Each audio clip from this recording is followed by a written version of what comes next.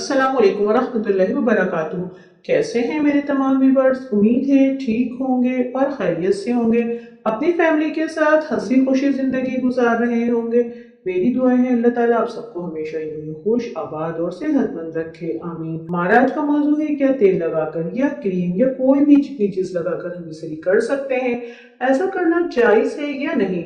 शरई लिहाज से क्या हुक्म है और कौन से ऑयल से मर्दाना टाइम में इजाफा होता है? वीडियो शुरू करने से पहले आपसे दरख्वास्त है कि अगर आप मेरे चैनल पर नए हैं और अभी तक मेरे चैनल को सब्सक्राइब नहीं किया तो प्लीज इसे सब्सक्राइब कर दें और बेल के बटन को प्रेस कर लें ताकि मेरी तमाम नई आने वाली वीडियोस आपको सबसे पहले और बर वक्त मिल सके। वीडियो को आखिर तक लाजमी देखा करें। चलते हैं टॉपिक की तरफ। जब औरत को ज्यादा तकलीफ महसूस हो हम इस्त्री करने में, या फिर इसकी उम्र कम हो या नई शादी हुई हो, इन तमाम कंडीशन में औरत को तकलीफ का एहसास ज्यादा होता है।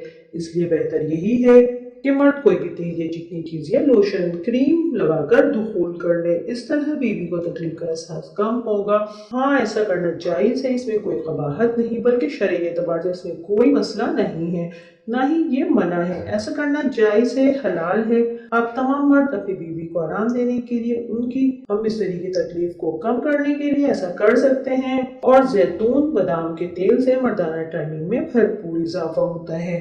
ये थी हमारी आज की इंफॉर्मेटिव वीडियो जो कि आपको पसंद आई होगी। अगर आपको मेरी वीडियो अच्छी लगती है तो इसे लाइक कर दिया करें और दोस्तों के साथ शेयर कर दिया करें ताकि आपकी तमाम दोस्त अहबाब इस वीडियो से फायदा हासिल कर सकें। आज की वीडियो यहीं तक थी। इजाजत दें, नई वीडियो में नए टॉपिक के साथ मिलेंगे। अस्सलाम वालेकुम व रहमतुल्लाह।